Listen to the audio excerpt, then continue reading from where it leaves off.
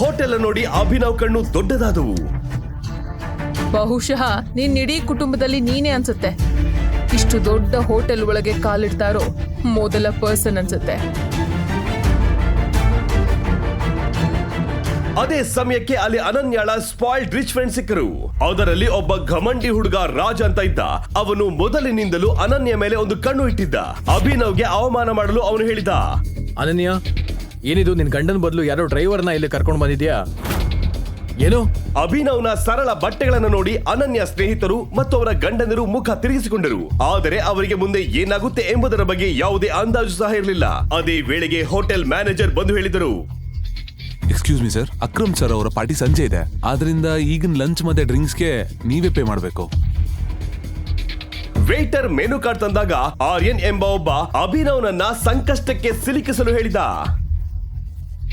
ಹೇ friends, ಇವತ್ತು bill Abhinav ಕೊಡ್ತಾನೆ, ಕೊಡ್ತೀಯ ಅಲ್ವಾ? ನಾನು ಆ ರೀತಿ ಏನು ಹೇಳಿಲ್ಲ. Let's clap for Abhinav. ತಿಂಗಳಿಗೆ 6,000 ಸಂಪಾದಿಸೋ ಇವನು ಲಕ್ಷಗಳ ಬಿಲ್ ಕಟ್ತಾನೆ ಅಂತೆ. Clap clap clap.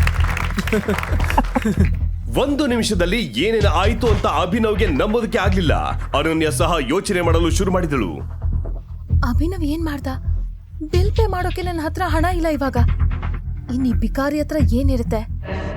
ಮತ್ತೆ ಹೌದು ಫ್ರೆಂಡ್ಸ್, ಅಭಿನವ್ ಒಂದು ಷರತ್ ಇಟ್ಟಿದ್ದ. ಇವತ್ತು ಅವನು ಬಿಲ್ ನ ಪೇ ಮಾಡೋದಕ್ಕಾಗಿಲ್ಲ ಅಂದ್ರೆ ರಾಜ್ ಅನನ್ಯ ಜೊತೆ. ಏನು? ಅಭಿನವ್, ನಿನ್ ಸ್ಟೇಟಸ್ ನೋಡ್ಕೊಂಡ್ ಬೆಟ್ ಮಾಡು. ನಾನ್ ನಿನ್ ಪ್ರಾಪರ್ಟಿ ಅಲ್ಲ. ನಿನಗ್ ಬೇಕು ಅಂದ್ರೆ ಬೆಟ್ಟಲ್ ಹಾಕೋದಕ್ಕೆ. ಅನನ್ಯ ಕೇಳು, ನಾನು ಯಾವ ಬೆಟ್ ಹಾಕಿಲ್ಲ. Shut up. ಅಭಿನವ್ ಇಲ್ಲಿ ಅನನ್ಯಾಗೆ ಅರ್ಥ ಮಾಡಿಸಲು ಪ್ರಯತ್ನ ಪಡುತ್ತಿದ್ದ. ಏನಂದ್ರೆ ಅವನನ್ನ ಯಾರೋ ಸಿಕ್ಕಿ ಹಾಕಿಸಲು ಈ ರೀತಿ ಮಾಡ್ತಾ ಇದ್ದಾರೆ. ಅಯ್ಯೋ ಅಯ್ಯೋ ಅಯ್ಯೋ, ಬೆಟ್ ಹಾಕ್ಬಿಟ್ಟು ಹೀಗೆ ಹಿಂದೆ ಹೋಗಾಗಿಲ್ಲ. ಯಾಕೆ, ಏನಾಯ್ತು? ದುಡ್ಡಿಲ್ವಾ? ವೈಟರ್. ರಾಜ್ ಅಭಿನವ್ಗೆ ಮಾತಾಡಲು ಅವಕಾಶ ಕೊಡದೆ ಹೋಟೆಲಿನ ಅತಿ ದುಬಾರಿ ಫುಡ್ ಮತ್ತು ಡ್ರಿಂಕ್ಸ್ ಆರ್ಡರ್ ಮಾಡ್ತಿದ್ದ. ಆಗ ಕಾಜಲ್ನ ಗಮನ ಒಂದು ಬಾಕ್ಸಿಂಗ್ ರಿಂಗ್ ಮೇಲ್ವಿತ್ತು. ಹೇ ರಾಜ್, ನಿನ್ ಕಾಲೇಜ್ನಲ್ಲಿ ಬಾಕ್ಸಿಂಗ್ ಚಾಂಪಿಯನ್ ಆಗಿದೆ ಅಲ್ವಾ? ನಿನ್ನ ಮತ್ತೆ ಅಭಿನವ್ ಜೊತೆ ಯಾಕೆ ಒಂದು ಫೈಟ್ ನಡಿಬಾರ್ದು? ಏನಂತ್ಯಾ? ನಮ್ಮ ಆರ್ಡರ್ ಬರೋವರೆಗೂ ಒಳ್ಳೆ ಎಂಟರ್ಟೈನ್ಮೆಂಟ್. ಇದನ್ನ ಕೇಳಿ ಎಲ್ಲರ ಕಿವಿ ಚುರುಕಾಯ್ತು. ಏಕೆಂದ್ರೆ ರಾಜ್ ಅಷ್ಟು ಭಯಂಕರ ಬಾಕ್ಸರ್ ಆಗಿದ್ದ. ಇತರ ಕಾಲೇಜುಗಳಲ್ಲಿಯೂ ಕೂಡ ಅವನು ಅಂದ್ರೆ ಭಯ. ರಾಜ್ ಈಗಾಗಲೇ 25 ಜನರ ಮೂಗನ್ನ ಮುರಿದಿದ್ದ. ಅದೇ ಕ್ಷಣಕ್ಕೆ ಅಭಿನವ್ಗೆ ಫೋನ್ ಬಂತು. ಅಭಿನವ್ ಸರ್ಗೆ ಫೋನ್ ಬರ್ತಾ ಇದೆ. ಮತ್ ಗೊತ್ತಾ ಯಾರು ಫೋನ್ ಮಾಡಿದಾರೆ ಅಂತ? ಮನೆ ಕೆಲ್ಸದವನು. ಫೋನಲ್ಲಿ ಹೇಳ್ತಾ ಇರ್ಬೇಕು, ಮನೆ ಕೆಲಸ ಮಾಡದೆ ಹೋದ ಅಂತ. ಯಾಕೆ ಕೆಲಸ ಮಾಡಿಲ್ವಾ? ಓಕೆ, ಹಾಗಿದ್ರೆ ನೀನ್ ರೆಡಿನಾ? ಇವತ್ತೇ ಗೊತ್ತಾಗ್ಲಿ ಅನನ್ಯಾಗೆ ಯಾರು ಬೆಸ್ಟು ಅಂತ. ನೀನಾ? ಅಭಿನವ್, ನಿನಗಿನ್ನೂ ಅವಕಾಶ ಇದೆ, ಹೇಳು ಇಲ್ಲ ಅಂತ. ಅಭಿನವ್, ರಾಜ್ ಜೊತೆ ಸ್ಪರ್ಧೆ ಮಾಡೋ ಧೈರ್ಯ ನಿನಗಿಲ್ವಾ? ಅಭಿನವ್ ಕೋಪಗೊಂಡು ಹೇಳಿದ, ನಾನು ಬಾಕ್ಸಿಂಗ್ ಮಾಡ್ತೀನಿ. ಫ್ರೆಂಡ್ಸ್, ಇವತ್ತು ಅಭಿನವ್ ಏಡ್ ತಿಂತಾನೆ, ನಾವು ಊಟ ಮಾಡ್ತೀವಿ. ರಾಜ್ ಸಹ ಸಿದ್ಧನಾಗಿ ಬಾಕ್ಸಿಂಗ್ ರಿಂಗ್ಗೆ ಬಂದ. ಮತ್ತೊಂದೆಡೆ ಆರ್ಯನ್ ಮತ್ತು ಅವನ ಸ್ನೇಹಿತರು ದುಬಾರಿ ಡ್ರಿಂಕ್ಸ್ ಮತ್ತು ಫುಡ್ ಆರ್ಡರ್ ಮಾಡ್ತಿದ್ರು. ಅದೇ ಕ್ಷಣದಲ್ಲಿ ರಾಜ್ ಅಭಿನವ್ ಮೇಲೆ ದಾಳಿ ಮಾಡಿ ಮುಖಕ್ಕೆ ಹೊಡೆದ. ಅಭಿನವ್ ಬಿದ್ದ. ಅವನ ಮುಖದಲ್ಲಿ ರಕ್ತ ಬಂತು.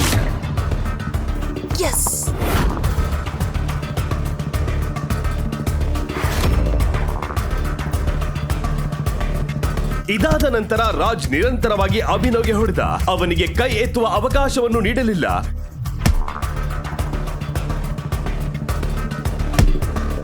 ಎಲ್ಲರೂ ಈಗ ಅಭಿನವ್ ಕಥೆ ಮುಗೀತು ಅಂತ ಅನ್ಕೋತಾ ಇದ್ರು. ಅಷ್ಟರಲ್ಲಿ ಅಚಾನಕ್ ಆಗಿ ಅಭಿನವ್ ನೆಲಕ್ಕೆ ಬಿದ್ದ. ಸಾಕು ಅಭಿನವ್, ಸೋತೆ ಅಂತ ಒಪ್ಕೋ, ಹೊರಗ್ ಬಾ. ಅನನ್ಯ ಹೀಗೆ ಹೇಳಿದ ತಕ್ಷಣ ಬಾಕ್ಸಿಂಗ್ ರಿಂಗ್ ಹೊರಗಿಟ್ಟಿದ್ದ ಅಭಿನವ್ನ ಫೋನ್ ರಿಂಗ್ ಆಯ್ತು. ಅನನ್ಯ ಫೋನ್ ತೆಗಿಬಾರ್ದಂತ ಅಭಿನವ್ ಎದ್ದು ಇನ್ನೇನ್ ರಾಜ್ ಹೊಡಿಬೇಕು ಅನ್ನೋಷ್ಟರಲ್ಲಿ ಅವನ ಮುಖಕ್ಕೆ ಒಂದು ಪಂಚ್ ಕೊಟ್ಟ. ರಾಜ್ ತಕ್ಷಣ ನೆಲಕ್ ಬಿದ್ದ. ಅನನ್ಯಾಳ ದೃಷ್ಟಿ ಅಭಿನವ್ನ ಫೋನ್ ನಿಂದ ರಾಜ್ ಕಡೆಗೆ ತಿರುಗಿತು.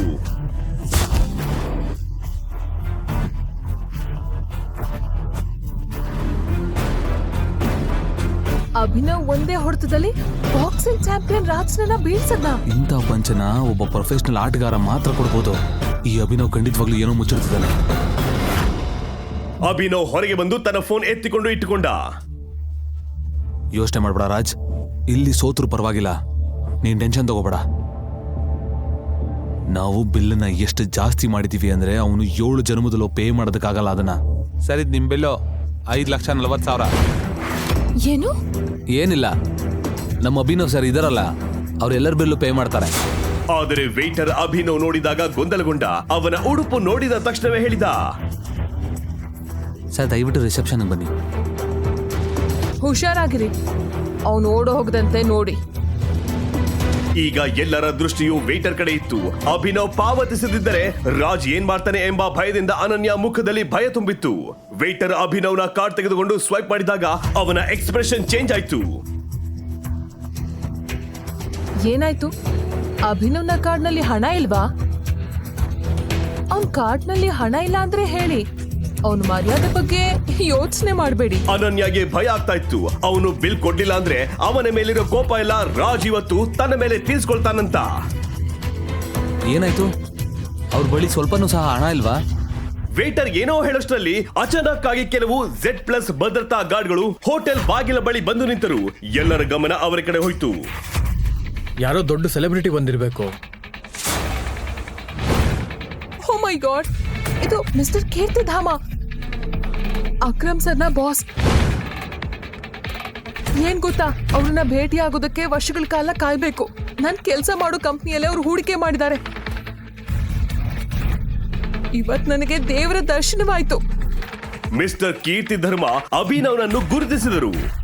ನೀನಿಲ್ಲಿ ಏನ್ ಮಾಡ್ತಾ ಇದೀಯಾ? ಮಿಸ್ಟರ್ ಕೀರ್ತಿ ಧರ್ಮ ಅಭಿನವ್ ಕಡೆ ನೋಡಿದರು. ಎಲ್ಲರೂ ಅವರು ತಮ್ಮತ್ತ ನೋಡುತ್ತಿದ್ದಾರೆಂದು ಭಾವಿಸಿದರು. ರಾಜ್ ಮುಂದೆ ಬಂದ. ಅಭಿನವ್ ಮಿಸ್ಟರ್ ಕೀರ್ತಿ ಧರ್ಮ ಅವರನ್ನು ನಿರ್ಲಕ್ಷಿಸಿ ಬಾಗಿಲಿನ ಕಡೆ ನಡೆದ. ಆಗ ಮಿಸ್ಟರ್ ಕೀರ್ತಿ ಧರ್ಮ ಹೋಟೆಲ್ ಮ್ಯಾನೇಜರ್ಗೆ ಹೇಳಿದರು, ಮ್ಯಾನೇಜರ್, ಅವನ ಮತ್ತೆ ಎಲ್ಲರ ಬಿಲ್ ನನ್ನ ಅಕೌಂಟ್ಗೆ ವರ್ಗಾಯಿಸಿ. ಹೀಗೆ ಹೇಳಿ ಮಿಸ್ಟರ್ ಕೀರ್ತಿ ಧರ್ಮ ತಮ್ಮ ಕೊಠಡಿಗೆ ಹೋದರು. 1 ನಿಮಿಷದಲ್ಲಿ ಇಷ್ಟು ಘಟನೆಗಳು ನಡೆದವು. ಯಾರಿಗೂ ಏನು ಅರ್ಥವಾಗ್ಲಿಲ್ಲ. ಈಗ ನೀವು ಪಾಕೆಟ್ FM ನಲ್ಲಿರೋ ಎಲ್ಲಾ ಶೋಗಳನ್ನ ಈಸಿಯಾಗಿ ಕೇಳಬಹುದು.